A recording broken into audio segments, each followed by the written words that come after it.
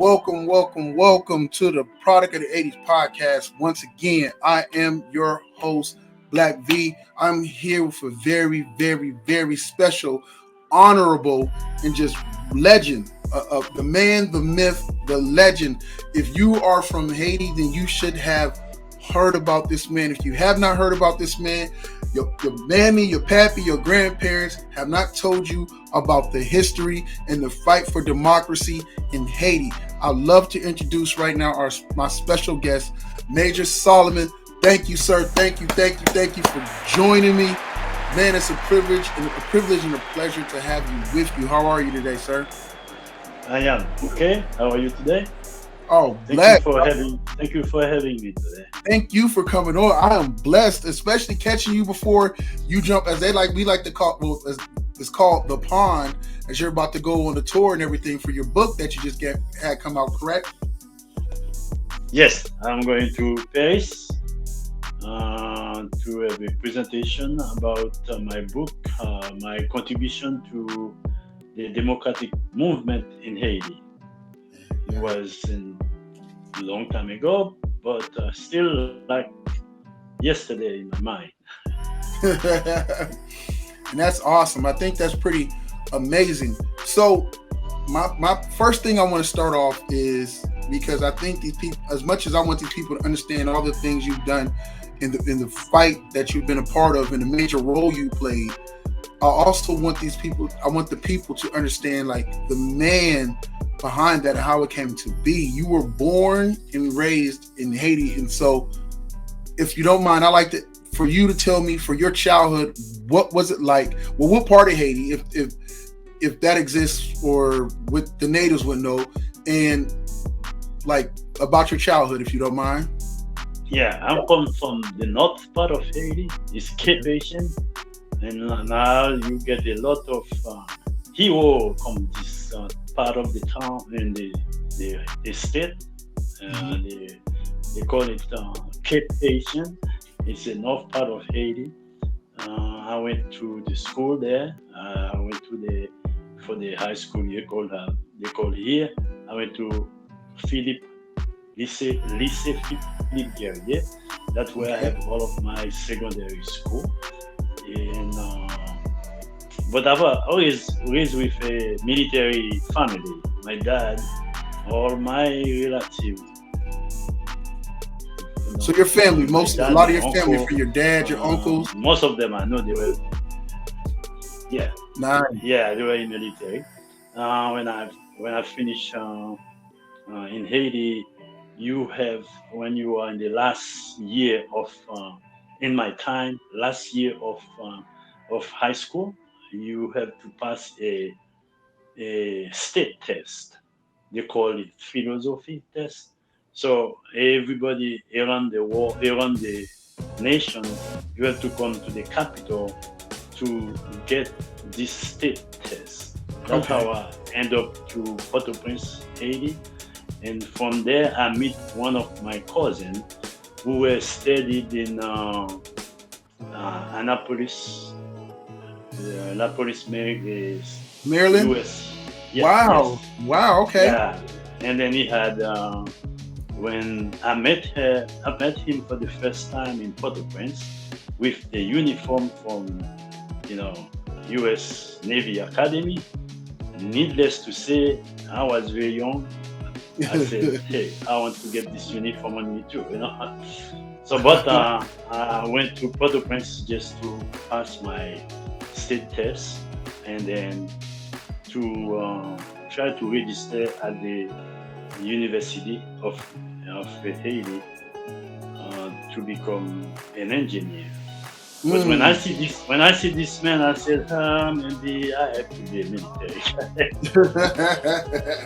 So that to make it short, but I was mostly in the part north of Haiti, and then came to Port-au-Prince, the capital, for my last year state exam, and then I meet my cousin for the first time, and then that's drive me to being a military. Oh, if you don't mind me asking, well, tell me if you can, what is some of your most memorable moments as a child growing up in Haiti? Like your most memorable, whether it's something family wise or whatever the case. What are some of your most memorable moments for you growing up? My most memorable thing in Haiti is like in the summertime, we have like 3 months of vacation.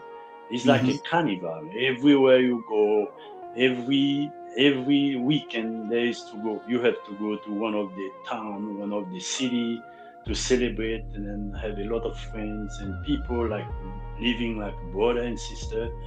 And everywhere you go, people receive you like the kids, and then everybody respect people older than you, or everybody that is older than you is like you call them uncle. And then when I go up, I said to ask my dad, he was not really my uncle, but everybody in the neighborhood are all uncle and auntie. So that was in a very nice spot. So you can step by eating in the house, and I didn't have see any kind of violence in my childhood. Okay. Here on me. It was a world I can say was very safe, and everybody enjoy, everybody friendly. It's like everybody like brother and sister in the community. And does everybody there mostly speak French more so than English? Correct. No. Most Oh, my time, most of the people speak Creole because that's the Creole. mother language. Okay. Creole, but you have to go to school. When you go to school, especially when you finish your high school, they call philosophy. So you really speak French like a French person. Oui. But with the evolution of time, so I don't know how it is over there. But my time is Creole mainly for the street and for any social event or some place you go or any official um, contact, social event should be in French Okay. because French at that time was the only official language. It was in 1990 that Creole is become official too. So now we have 2 official language, but before it was only French was official, and Creole is thing you talk with your friend, but everything like official or have like a formal, it should be in French. Okay. Nice. Nice. Nice. If I could ask you, if I would let's say the next question I have for you is what 3 words Yeah. would you describe if you had to describe your mother? What 3 words would best describe your mother for you, for what you remember of her, or just how she was? What are the 3 best words for you that would describe her? My mom was very family oriented, Okay. and she was very caring and lovely person, and I never heard from her any like uh, cursing word in my Wow. life. Okay. So, and she was very religious too. Very religious. Okay. And what 3 words would you say best describe your father? The type of man your father was. My father was very disciplined. He's a lover of discipline. He was in the military, and everybody in the community loved him. When I was young, I remember I used to be jealous because everybody called him father too, like me. And yeah, and then he loved traveling. So with him, I know all the part of the country. Is a country divided in nine departments. Each department is like a county or something like that. Okay. So I don't know how to describe it here in America, but nine departments from north to south, from east to west. We always have to visit some place and then explore the country because they like local tourism. Okay. Okay. Do you what would say if I was a, if I were to go with if I were to be able to go back in those days and visit you, what would be like I would say your favorite food growing up? Like some of your favorite Oh, food.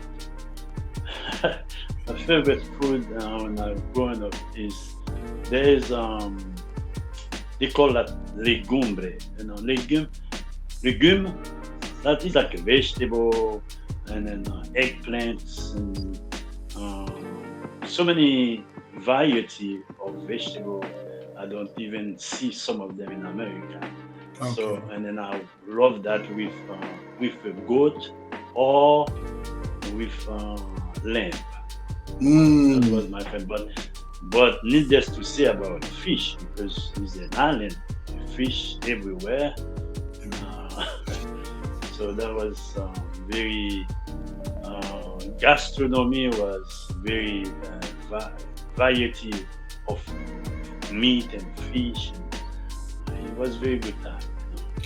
And then I and then and then adding with that with plantain. That's plantains. very Hmm. yes, yes, yeah, Yeah.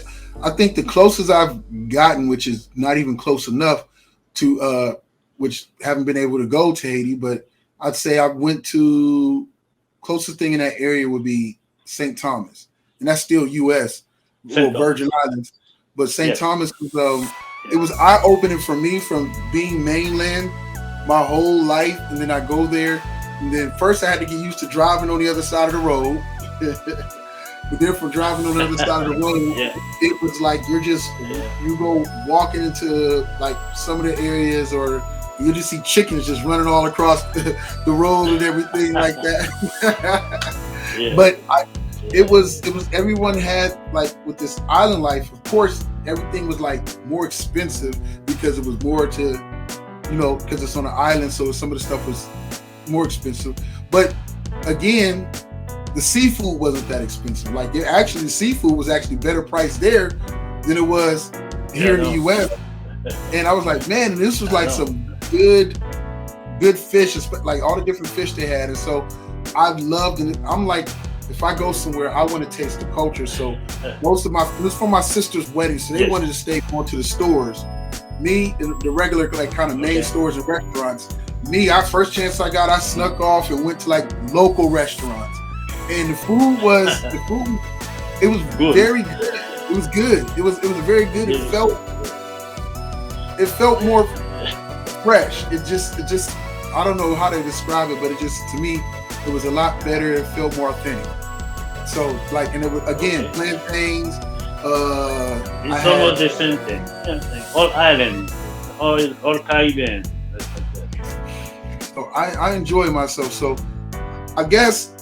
the next question I want to ask you is, how old were you when you joined the military? Um, when I was like 22. 22. Okay. So 22 years old, fresh face. You sit there and say, "Hey, I'm joining the military." And once you got into it, what were like your first initial thoughts? Were you scared? Were you nervous? Were you just excited? Was there pressure because of who your dad was? Like, tell me what it was like for you when you first got into the military. When I first get it, as I told you, I was motivated, but it was really the training was very severe. Because the training was tough. I was finished my high school. I wanted to go to the military academy, but I didn't have any support to go there because my dad didn't want me to go for some reason. I went by myself. But I get the exam, everything. I was excited. I thought I would pass everything they give me, but I didn't have a chance to go. And then at that time, you have to wait 3 years. This every 3 years they have a promotion of cadets in the military academy. I missed this 1978 class, that enter Mm. class. I have to wait for 3 years. That's mean 1981. That's when I said, what I'm going to do now. That's the thing I want to do, but I didn't have the opportunity. And then my uncle talked to a powerful general to see the general can put me in the class. Just I just missed. Mm. But the general said it's all too late. But he will take me since I can help like a secretary type of job in his headquarters. I was even satisfied with that because I said I can, kill the time. I can spend the time in the office of the general until reopen the academy. And then this is what happened. But when I received training, after training, you open to the world, and then you believe in yourself, so you're not afraid, and the training makes you prepare for whatever you're going to face in life, and then you love it, and with a devotion, and then they give you the better speech that you there to protect your nation. Automatically you become patriotic, and then associate with your civic Duty. intention. Mhm. So that make you not afraid of whatever come, and then you feel you're military, you feel you can face any danger. Yes, sir. Yes, sir. Yes, sir. So, who was? I know your father inspired you, but when you were in there, who was the guy, the superior officer, or someone in leadership that more or less that looked out for you, inspired you, or mentored you, or took a liking to you and helped push you to help you further yourself, your career? Like, who was that officer within your time in the military, that or person that just really pushed you to move up and to just do better and really take to it? At the beginning, when I was like a service officer, uh, I didn't look for that because all everybody is surrounding you have the same objective. You have your instructor, your officer following you, but going further when I becoming an superior officer, and I do spot two general in the army, like role model for me. And for some reason, I developed some relationship with them because of my behavior and my discipline, and concentrate on my duty. And these two generals, their name are General Gerald Lacrette. One of them is have the same first name with me. And the other one is General Romulus. These two general, that's for me, that the best was for me in the army. Okay. So they are my really role model. Okay. Okay. Um. Did you know? So I guess let's dive a little bit into you're in there, and how long were you? How first of all, how long did it take you to, I would say, reach the rank of general for you? And to be general or to reach my Major. I'm sorry, to be my major. I should say to be major. major. Yes. Yeah, yeah. It took me like I can say um, 8 years, and then become started to be a captain, and become a major in the army. Okay. And with that, within the time of you serving, did you get to notice how rocky or the foundation was as far as the government for your for Haiti at that time, like with coup d'etats and different things like that going on? Was, I know, coming up, I'm sure leadership changed and different things like that, but especially now that you're in the military, how did that affect you before we get to the one big part that you took place in helping change and stuff? But I'm sure there were other changes of power or other issues, and how was that for you as you maneuvered through your career? Yes, when I become officer, I studied in national in Haiti. National Palace is the center of everything. military, political, and that's where everybody watch. And when I had the privilege to be there all the time, National Palace. So that's where I do all of my career. Um, mean when I becoming more senior in the army, I recognize that the institution is very well known for coup d'état since 1804. Uh, I can say since 1806 to my time, the the coup d'état is something that happen all the time. So some president do something and then military remove you. But what I learned in this process is not really the military doing for themselves, but the military doing for politicians just make pressure on you, so influenced by politicians because many political party and they whoever have the most influence this general, and this general has his interest, and then follow that, and next thing you know, coup d'etat. But myself, when I become the bad thing for me, I end up to be the commander of the unit people need to have the coup d'etat. So I become the commander of artillery, tank, anti-aerian, all of this heavy equipment in the army, which is all of the amphibia, all of this big tank, sharp, blended, they call them. For all of this coup d'etat, in my time when I become in having command, in the chain of command, I was in a position that I was the commander of this unit.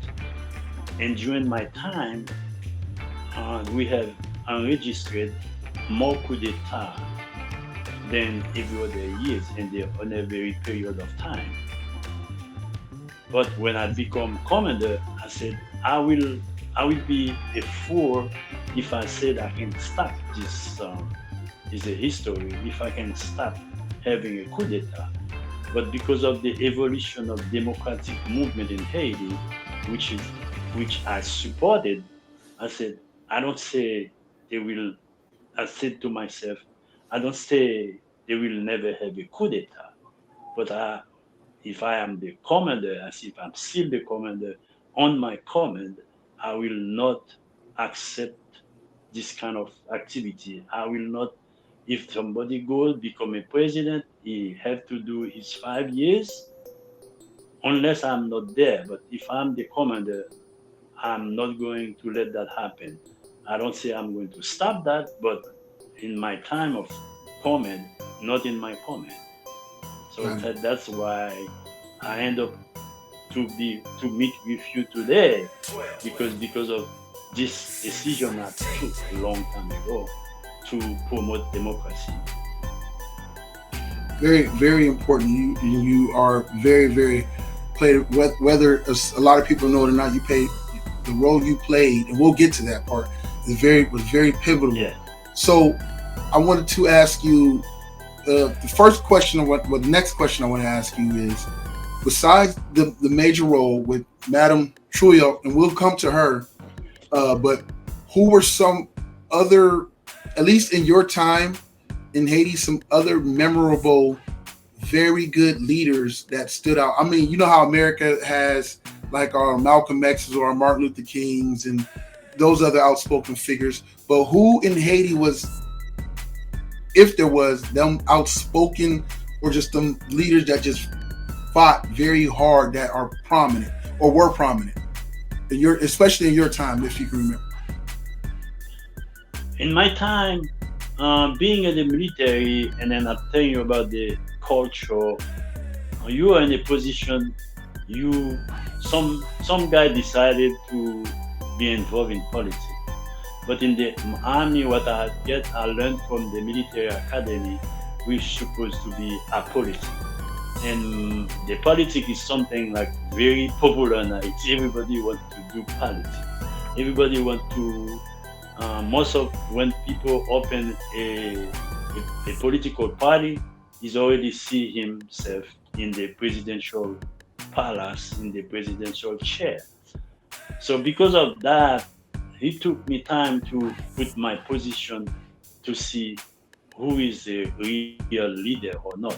So it was very Right. confusing until I end up to Madam Eta Pascal Trouillot, which is she didn't know me, but I was following her because for the 200 years that was he was she was the first one who keep her words, who deliver what she's supposed to do.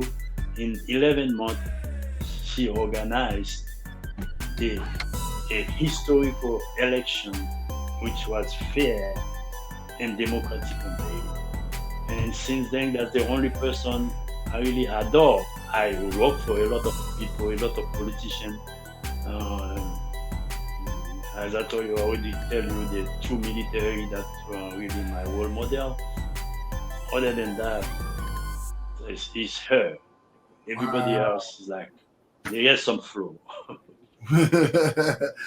Yeah. So, with that being said, let's let's talk about that the moments, the day of, or the weeks, or what was the amount of time where you could sense that things were going to take a turn and that Madam Trouillot was life was in danger, democracy in Haiti was in danger.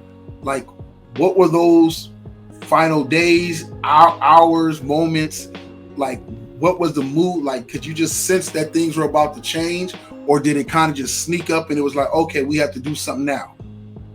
Oh no, I was the commander of the unit. I tell you, he was the most powerful unit in Haiti from 1989 to 1991. The minute even before I become commander of this unit, every weekend there was rumor of coup d'état. And in Haiti, when you heard about rumors of coup d'état, they will have a coup d'état. But I said not on my command. So we know that I prepare my soldiers and I develop some kind of management in myself, command, which they don't teach at the university, they don't teach at the school, they don't teach at the military school. Is a skill how to deal with human being, which is something really I don't learn it at school. I don't didn't learn it at the training. So I developed this with my soldier, with my officers. So I get their support. It was amazing. Even though we are in the country, there was so much confusion, division, and so many people take certain bad direction. But I was a chance to be in charge of these soldiers who were very disciplined, and we were like protected by that, by this kind of discipline. But we were facing so many problems. Every time somebody wants to do a coup d'etat, and our job is to protect the president. Our, we were presidential guard. That's the only thing we do. So it was a chance too. We didn't in the street. We were not in the street arresting people. We didn't have any police job, thing like that. So the only thing we do protect the nation and protect the president. But during that time, everybody want to be president, so we had a lot of challenge. And being a commander in this situation, you really have to be not a corrupt officer. You have to get a really good conduct, and then we make this effort to give good example to your soldier. That's why when that happened, we were observing. I was talking a long time with my soldiers. Said, the election is done in a good way, in a very democratic way. We have to respect the what the people choose. So we will not tolerate these people coming and say, hey, they're going to reverse the election. And that's how I know Madame Pascal Trouillot. When I know she was in danger, it was my role without the order from the generals. Mhm. All of the general was somewhere. I couldn't find anybody. I was the highest rank officer by with my soldier. We didn't know what direction to take. So we do the road together, and then that night they work with me, cooperation, and then we save the democracy. So without that, this country will be worse than he is now. So that moment right there. So you know it's about to go down, and so you and your guys, you're thinking, but you've kind of prepared. You kind of prepared your soldiers that at some point in time, a moment like this is going to happen. So Yes, if everybody knew. everybody knew, so if Yeah. you can, and I believe, and I know, and I believe this is in your book where you describe it, but if you can, like so where's the madam at? Where's Madam Trio at? And she's in the palace at this time. So was she at the palace? And did you guys have to go and you took was it a tank or the one vehicle that's like a tank? And you went to the palace. Was she at the palace or was she at the capital y'all have? Oh yes. One there was a mechanic. There's this guy who maintained these tanks. So he is the one was in a complicity with the guy who with the doctor. They call doctor. His name is Doctor Lafontaine.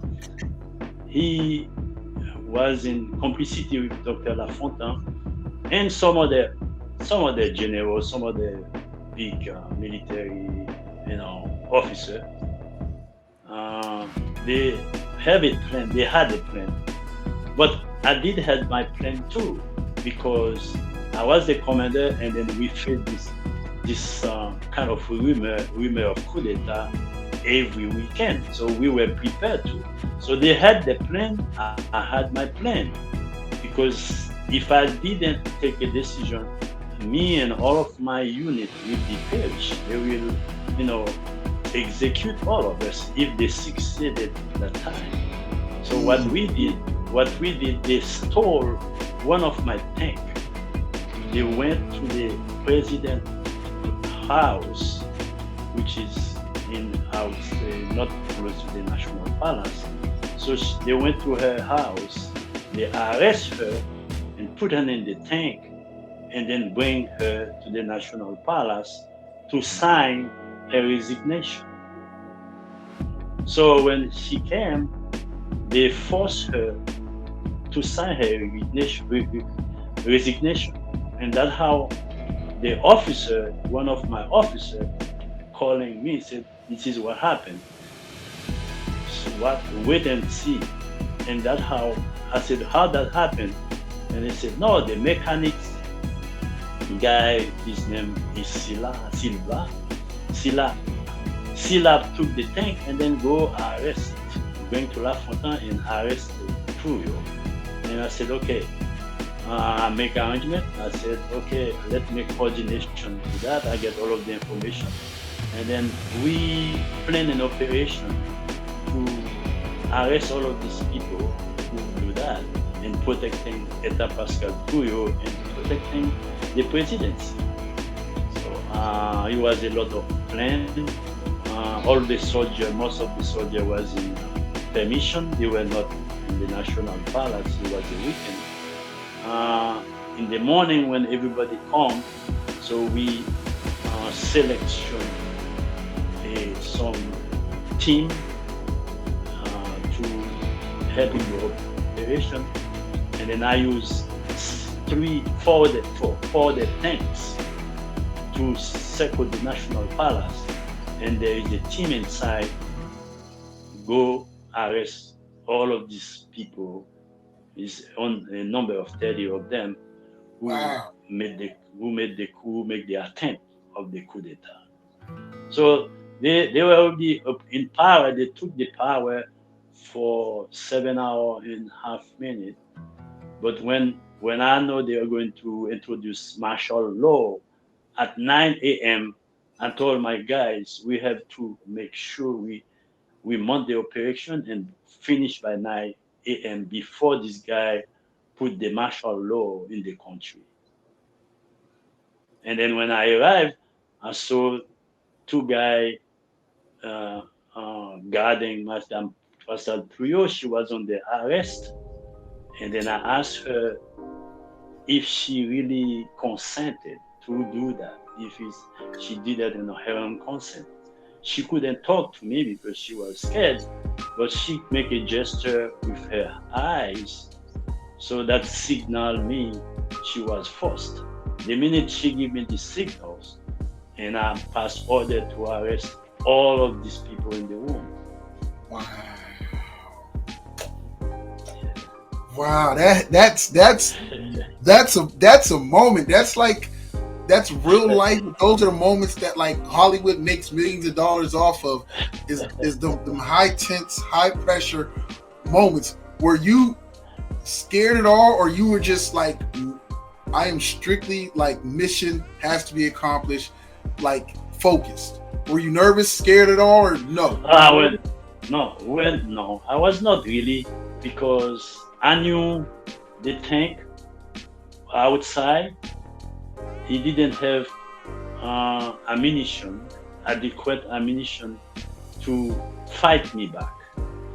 I knew you have to be a technician to manipulate, to operate the weapon in the tank. That's first. I was mostly worried about being, having like fifth column, some guy under you do thing to you. But the other thing, when you're in this situation, you don't have choice, because if we fail that night, Madam Trouillot will not be alive. All of them will not be alive because they will execute all of us. There was no second guessing. There was like, we do this. No, you didn't have any choice, because if the guy did that, the election finished, and then I learned too. They not care. They can kill million people. They wanted this guy to be in power. They wanted this guy to eliminate the election and then take the power, not only for 5 years, for 10 years, because they said the problem of Haiti, we don't need democracy. We're going to spend 5 years. After 5 years, another guy come, because they said they had too many problems in Haiti at that time. They had to take the power for a long time, like the predecessor, the one before, where this guy working is a minister of a former regime. This former regime spent 30 years in power. So we don't know how long he was going to keep this power to eliminate the election and then take it a dictatorship again. So we will not have any chance. They will kill all of us.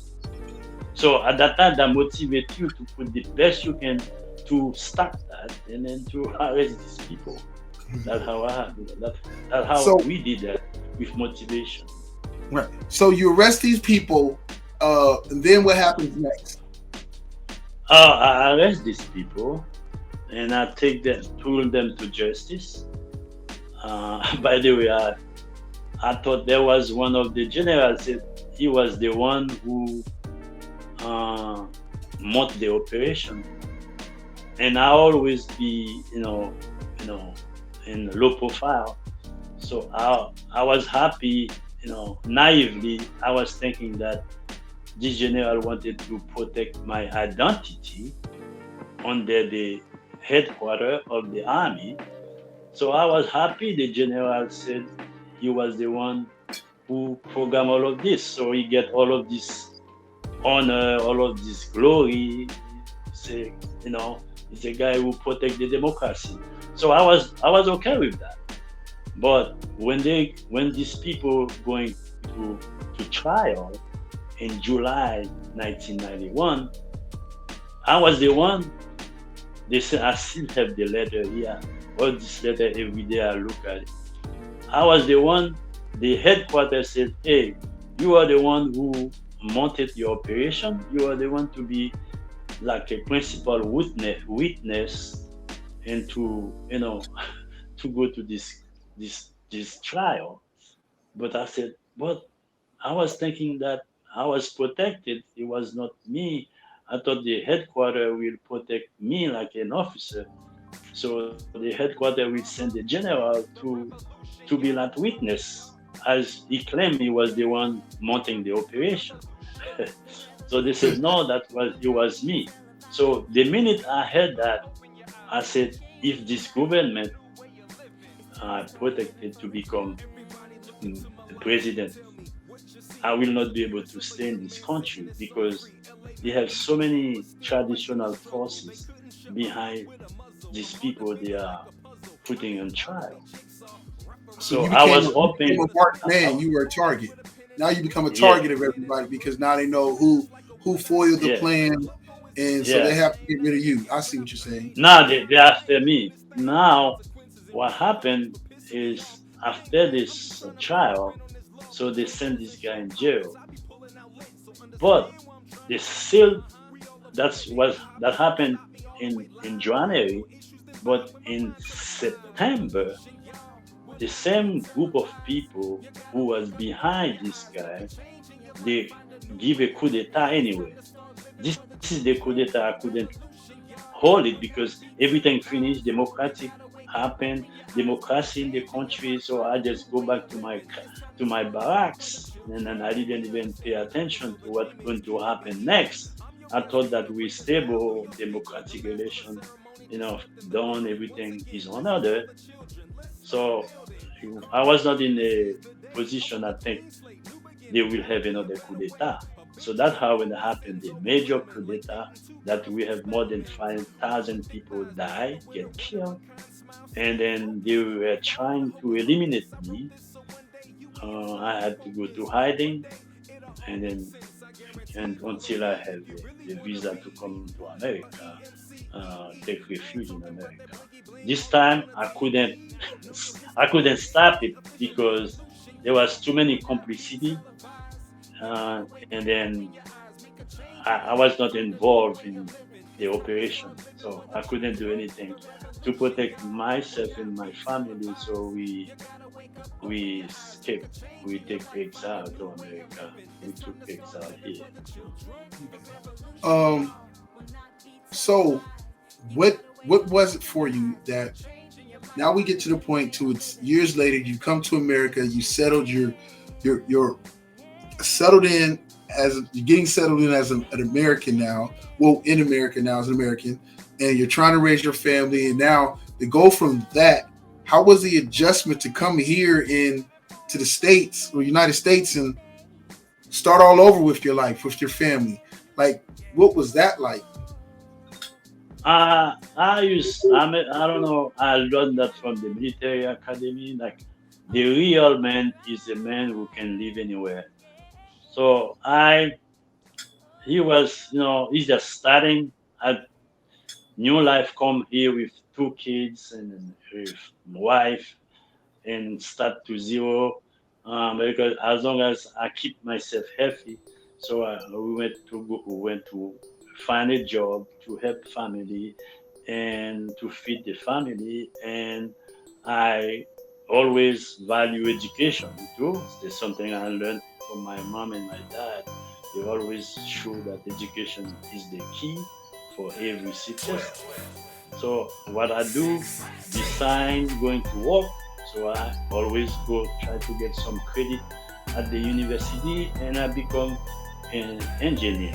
So I'm working right now like an energy engineer, and I'm the energy manager for Cuyahoga County, Cleveland. So, but after certain years, so I'm becoming adapting, and now I'm sure the kids finish school, everybody's in order, and then I have time now to write whatever I in my mind. Is like yesterday, I have everything that happened 30 years ago, and then some friend encouraged me. Every party, every social meeting, I always say what happened to me in Haiti, and then people always say, "Ah, man, you have been so difficult." difficult for you.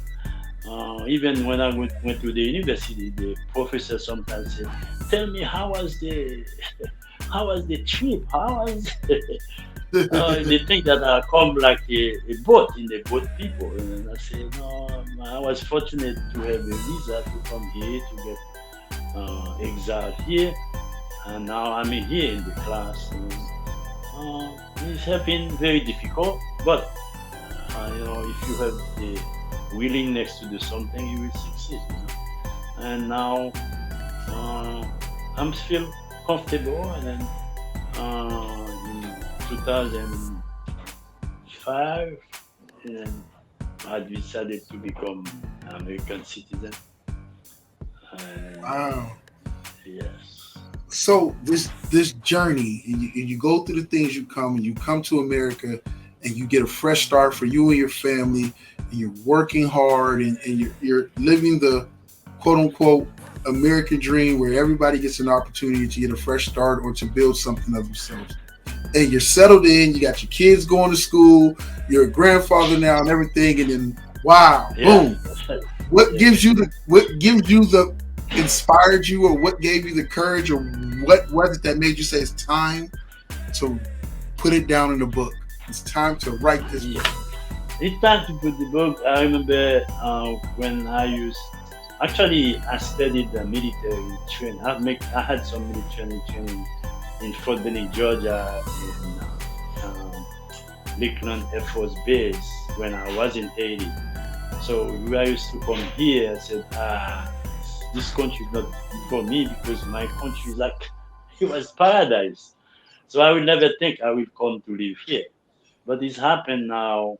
Yeah, I'm adapting. Yeah, I'm adapted. That take time. I still, have my heavy accent, but people can understand me, and they feel appreciated everywhere I go. With my conduct, with my discipline, I can reach everywhere. I can walk any neighborhood, any place.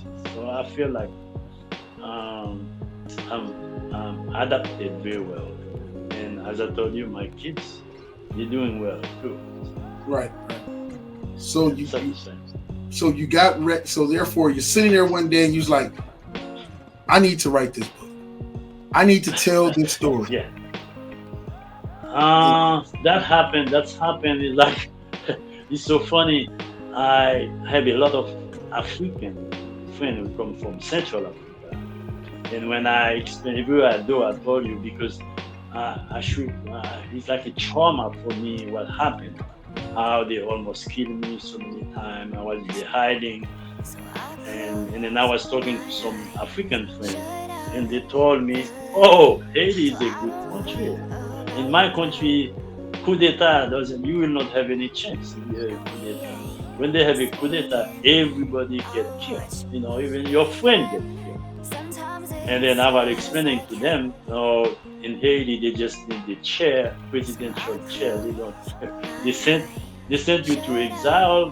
They take the chair and they become president too. And then this guy told me, no, in Africa we don't do. In Africa, when you get a coup d'état, you're not alive. Your family is not alive. And then we were joking about that. And then my son was the first time we have a adult conversation. I had an education conversation with him. It was then when he told me that you have to do something. I want you to explain to me what you really experienced in the Haitian military, where you are in National Palace, you're serving many presidents. I would like to get it exciting. I would like to know about that. That's how I started to say, okay. He said, why don't you put in writing? I said, okay, I will do that. That's how I started. And then when I started like that, and then I explained to friends how this conversation started. Everybody be back, oh yes, I heard this story before from you, but you know what? If you put it on book, I will pay more attention.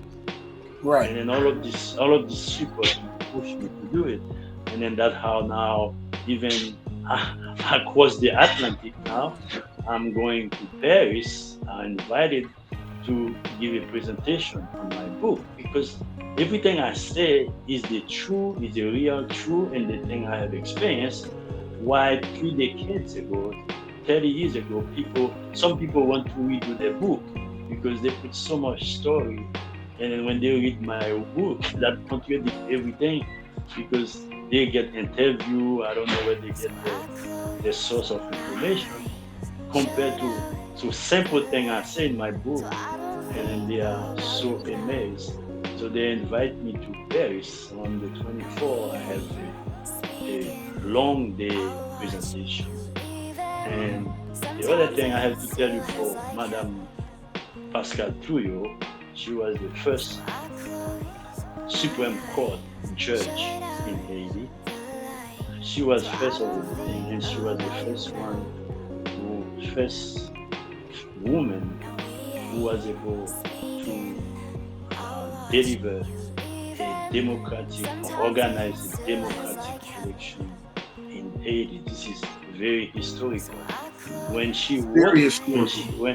when she read my book, and she couldn't put the book down, and then he just sent me a letter which I put everywhere in my office everywhere. Encourage me to say the truth, and because she said no, it's like she couldn't believe that I was the one sitting alive. Are you there? Did we lose him? So yeah, Okay, there you go. yeah. So sorry. So she couldn't believe that I was the one still alive. And then since day every day this woman calling me for 30, 40, 50, 1 hour talking together. Yeah. you I don't want to say single-handedly, but you helped keep democracy alive a lot longer, Yes.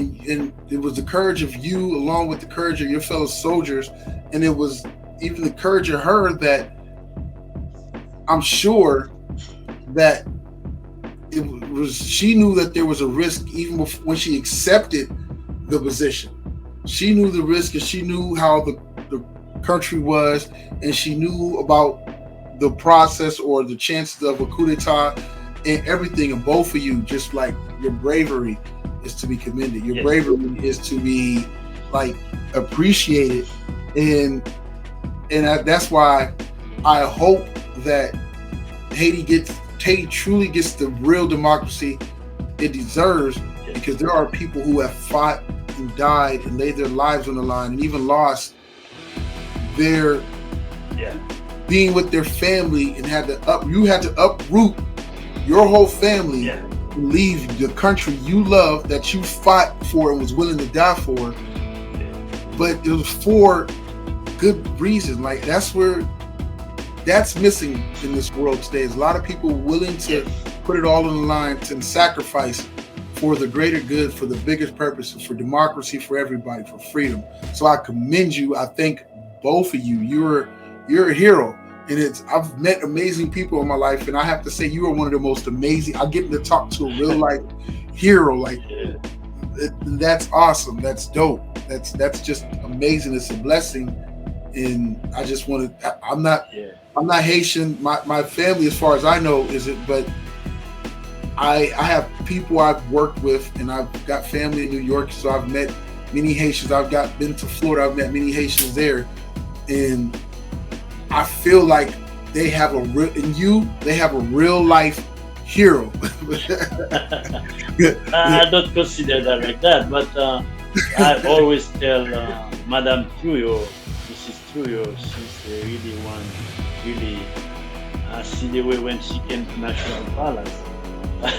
It's a country, it's a macho country. Everybody say, what this little woman going to do? So they are making fun of her, but she really delivered, and she the only one did it. They never had this. They cannot even now do election like that anymore. In 1990, that's everybody will know. It's December 6th, 1990. That's the most democratic election ever happened in Haiti. and I respect her for that. So I consider like that a hero because she's a woman, and she was very tough, and then they wanted to reverse her. At the end, you see, they come to arrest her and kill her, but I didn't let that happen. So I'm kind of have some kind of both of us. We always talk. Say we have some kind of protection when we sit down and reflect of what happened. But when we are doing that, we then go to be hero. We just love our Doing the country, right thing. yeah, Doing and then we didn't even feel it. Now, when I'm looking at it, so I will say, oh, I take credit for doing something for my country. So I'm mostly happy for my contribution to that. promote democratic movement in Haiti. And I hope that how the other people will do everywhere I go in my speech. I went to college and I went to friends, I went traveling in my book too. I always finish with that. It's like people have to put themselves together, and then we did it in 1990. We can do it again. We need more. We need more like you, Major Solomon. We need more, and maybe heroes is, to me, is the correct word, but we need more people willing to Yeah, sacrifice for their people, for their homes, for their families, yes, for the greater good of our people or their people. And so that's hard to find. Today's society seems so or me and yeah. mine's, and it's Divided. so Yeah, that's what's missing. Brave men yeah. and brave women like Madam Trouillot are what's missing in today's society. So that's why I'm so honored to do this interview with you, and I thank you again for allowing me Appreciate to. that.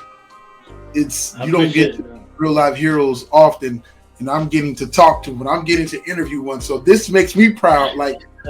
This is something I get to take and carry with me for the rest of my life and feel like I appreciate that. excited Yeah. about. And just I got to meet and interview the great Major Salomon, like a hero of Haiti, someone who fought and was willing to die for Yes. democracy. And Yeah. thank you So once thank again. you very much. I appreciate that. Yeah. So as we get ready to wrap this up, I understand that you are not only are you working, not only do you have the book out, also there's a docu-series in the work about the whole story from your Yes. perspective, from Madam Trouillot's perspective, and I look forward to that. And if anything, this interview makes me 10 times more excited because it's like, man, I mean, don't get me wrong, I know it wasn't that, but in my mind, as I'm looking at you as a hero, I've like, you ever watch like some of the American action movies and this guy's running through and he's got all these guns and there's tanks everywhere and stuff I like that. know. I Yeah, know yeah. none of it went down like that, but that's in my mind, like how I picture like an action hero now, just coming through with the tank and your soldiers. And you're like, did you Yeah, sign yeah. this? And her looking at Uh, you, and she just Now gives you you give a me ride. nostalgia. You give me nostalgia now. I wanted to be in action to save my country. Yeah, you can do your own stunts. You don't need a stunt double. You can still do all your stunts. You still got it. Yeah, yeah, yeah, But yeah.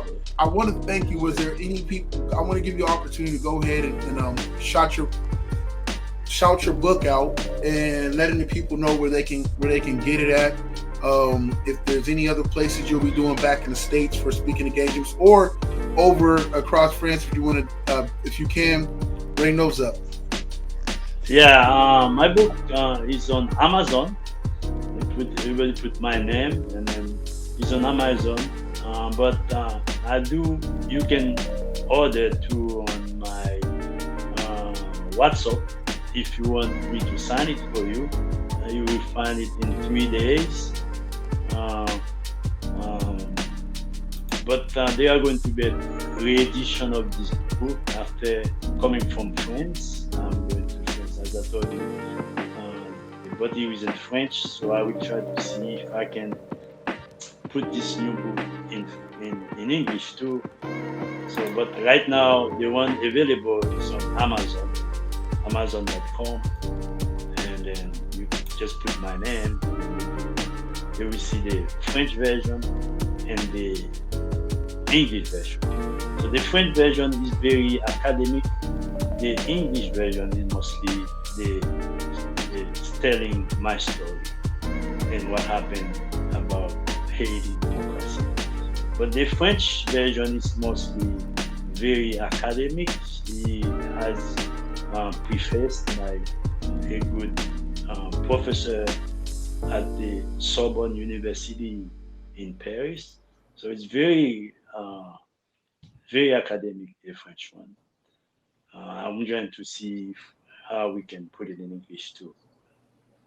Okay. Let me see. I want to try to bring it up And on the then screen. So, and then for my phone number for the WhatsApp is 440-539-0448. So anybody who order by in WhatsApp, I can you know sign the book for you and then mail it to you in 3 days.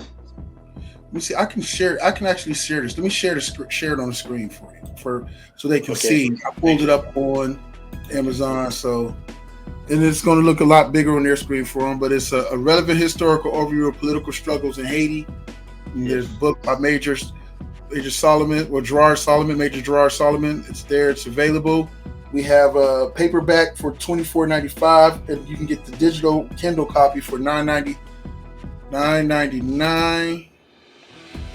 So there it is. I don't want to Okay. try to full Thank you. screen thing again because it'll kick me out.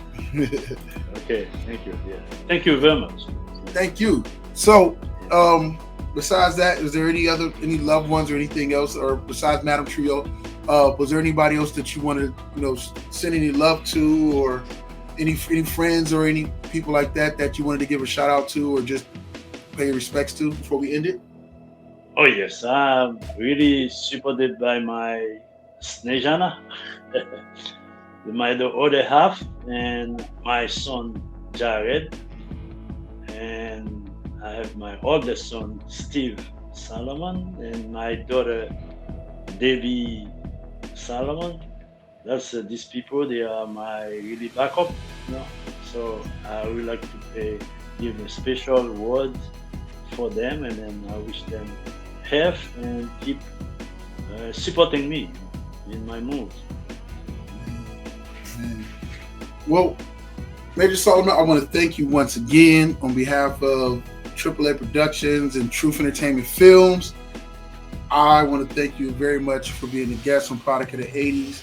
And I'm the host once again, Black V. I want to thank you all for watching. Be on the lookout we will be putting out information on how you can help contribute, not only to helping spread the word and information about his book and also getting a chance to read it, but also to the film Yes, it's that's coming important. out. That's going to be amazing. If you want to contribute, play a part. If you're an actor or actress, all the information will be available to you, because I feel like this is a very important part of the history of Haiti that has to be told.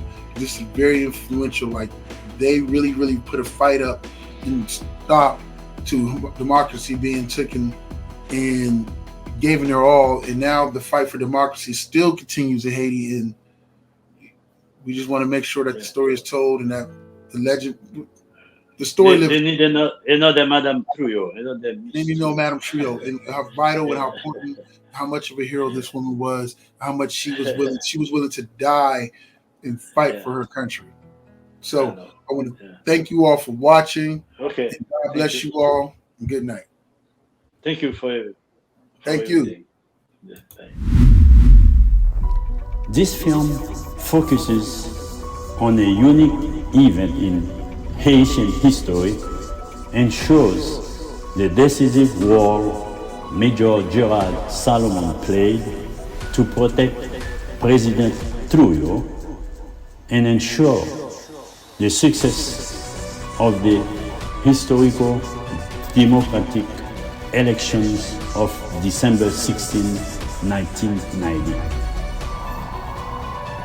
Elta Pascal Trouillot, the first woman Supreme Court judge in Haiti, became the first woman president in Haitian history, whose primary mission at the head of the country was to prepare and organize free and democratic presidential and legislative elections.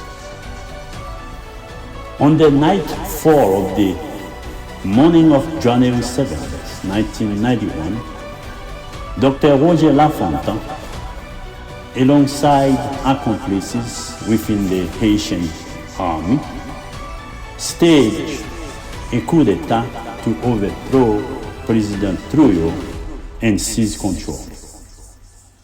However, thanks to the intervention of the Battalion of Heavy Machinery Corps, under the direction of Major Gerald Salomon, the putsch was foiled and her life saved. To all who like to encourage our actions with a donation, bequest, or any other type of support, even the most modest gift is very precious to us. We appreciate your desire to support our pursuit to tell the story of this unique event in Haitian history.